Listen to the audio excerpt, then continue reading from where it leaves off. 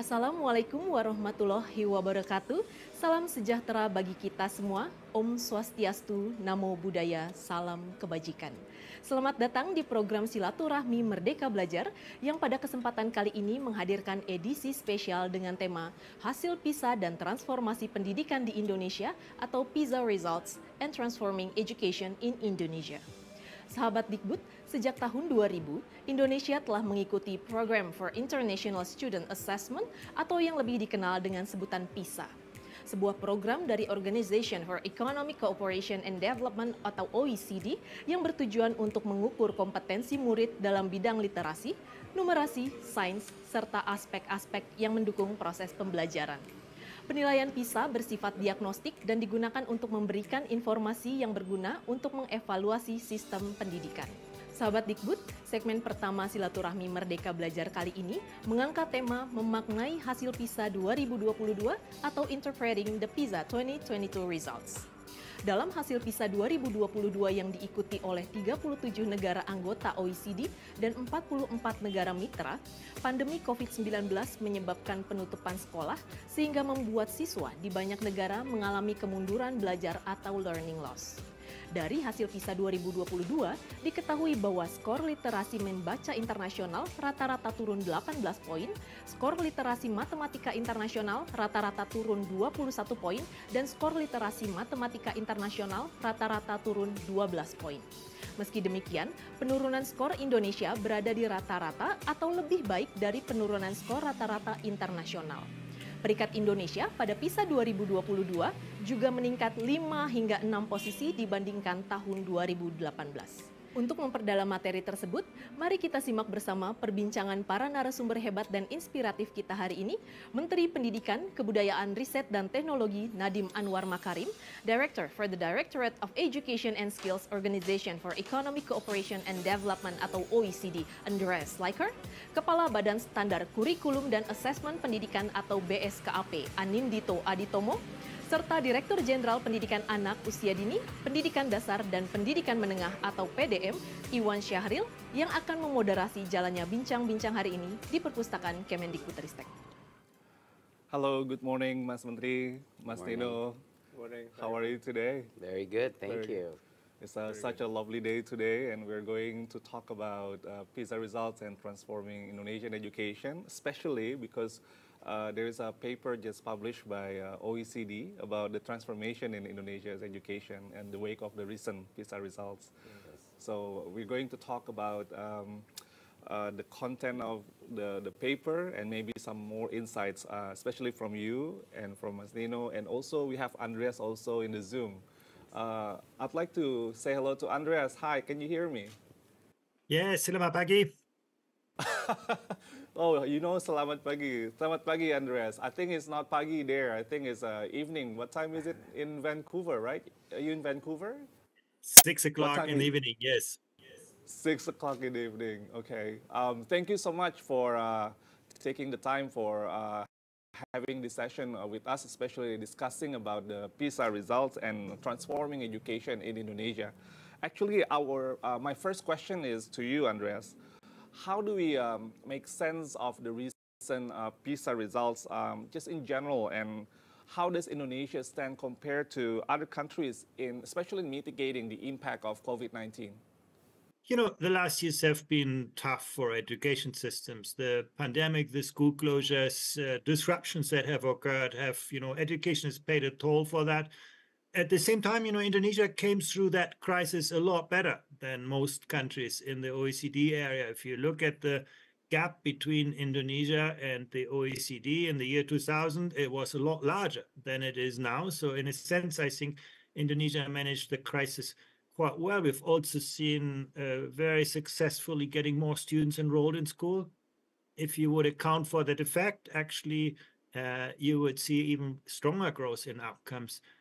But apart from that, what struck me most is that Indonesia has one of the highest shares of resilient students. What I mean by that, these are students who come from poor families, from disadvantaged families, and still demonstrate really good results. Now, Indonesia is number 4 from the top on that kind of metric, which I think is a really good result.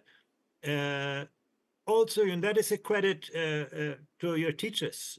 Indonesian students have reported one of the highest levels of support by their teachers. Now, they feel that their teachers took a real interest in that, understand who they are, who they want to become, accompanied them on their journey, even during school closures. I think that's a really good, very few countries have, higher levels of teacher support.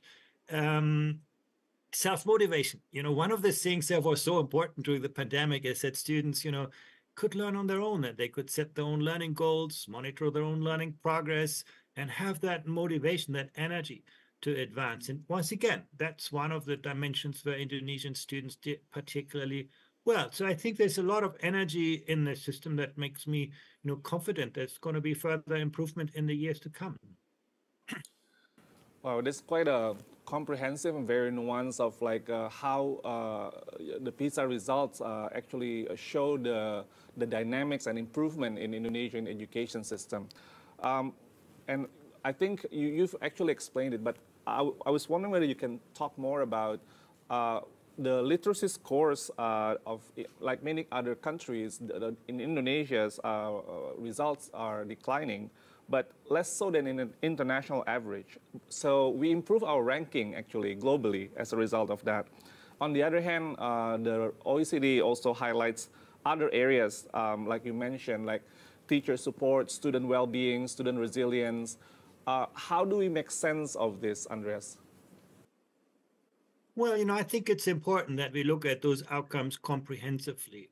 Students in their future, they need strong foundations, literacy, mathematics, build strong foundations. At the same time, their motivation to learn on their own, the fact that they are supported by their teachers. And by the way, Indonesian students were also quite well supported by the parents. Indonesia was one of the very few countries where we have seen an improvement in parental support. In most other countries, we've seen, unfortunately, a decline in parental engagement. And again, making education a whole of society enterprise is something that we can see, happening in Indonesia. And I do think that is very important to have a comprehensive set of outcomes where students are not just good in reading, math, and science, but also strong learners, motivated learners, have strong social outcomes. Can you live with yourself? Can you live with people who are different from you? Can you live with this planet? I mean, those are very, very important criteria for success today. And I do think they come out quite well for Indonesia. Thank you so much, Andreas. Mas Dino, I'll turn to you now. So we know that PISA is conducted every 3 years, and we know that the ministry actually has national assessment and also other studies that maybe can be connected to the PISA results. Like what do you think? What do they say compared to the PISA results, both the national assessment and other related studies? Well, one of the important lessons that we can learn from PISA is that good assessments can become powerful policy instruments. It can provide a wealth of information, just as Andreas mentioned just now, but it can also generate public discourse about what's important in education, right? I mean, PISA doesn't actually have actual powers over national policies, but the results are globally discussed. It directs the global discourse on education.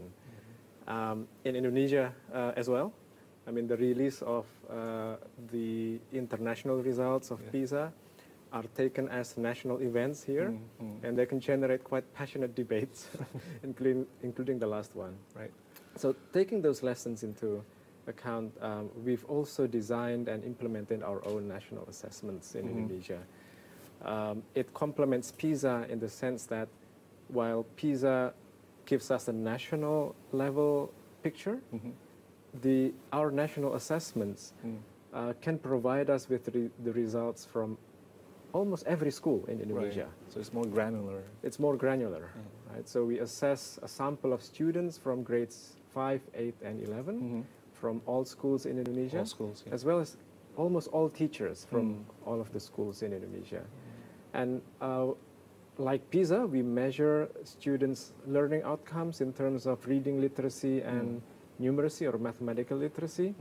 And like PISA, this is not about what students know, but this is about what they can do with that knowledge, right? It's not about the breadth of knowledge, but reasoning and critical thinking. We assess many aspects of the school quality as well, school climate, risk factors such as bullying, intolerance, violence in the schools, as well as teaching quality. So it's a comprehensive school-level assessment, which again complements PISA. And most important is that we provide the results back to the schools and the district governments who actually run So the they schools. use the data. We use the data as feedback. Formative feedback for annual planning based on evidence on teaching and learning quality, which is what we want our system to do, right? Continuous improvement directed towards teaching and learning improvements. And the last national assessment results in Last year? December 2023, it ended in December 23. Yeah. We will release the results soon. And responding to your question, I think it gives a much more recent picture of our system, whereas PISA 2022 was conducted, I think, in April 2022, which was only a month after we reopened our schools. Right. After 2 years So of it's the still pandemic. like the pandemic was still going on, right? Exactly, yeah. us. So basically the PISA results, the 2022 PISA results, give us a picture of the condition of our system after 2 years of school closure, after the disruption due to the pandemic. So it's like the lowest point, really, Yeah, we are at the lowest point. of our system. Now, the national assessment gives us a picture of how whether we've progressed since that time.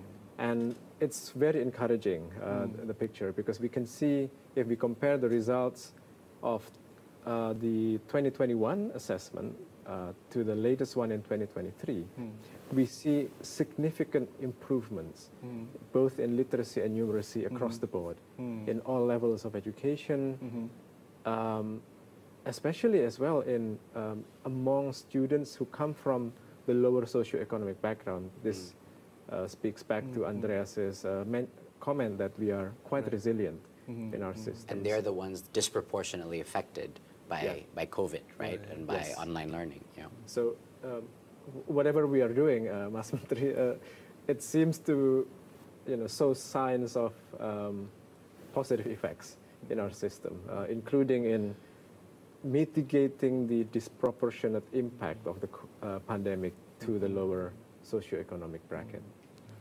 I see. Are there other studies that you can also share with us that talk about how Indonesia is doing during the pandemic, or just when the pandemic ended? We have studies conducted with our colleagues from Innovasi, which is a partnership between Kemdikbud, the Indonesian government, and the Australian government. It's a smaller scale study, but it's valuable because it tracks the same students across different years. Coincidentally, we measured students' literacy and numeracy in primary school just before the pandemic in that study. Oh, there's a data before the pandemic. We didn't know that there was going to be a pandemic, right?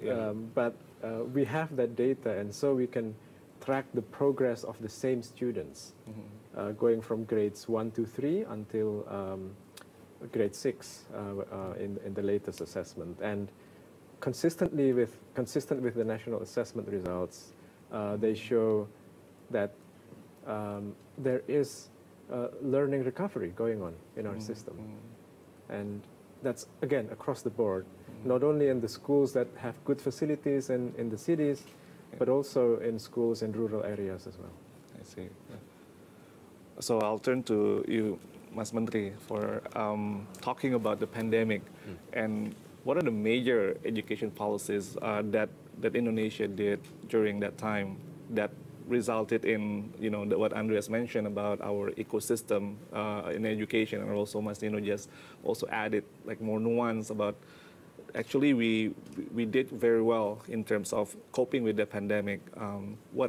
Maybe you can enlighten us about the major ones that made that happen. Right.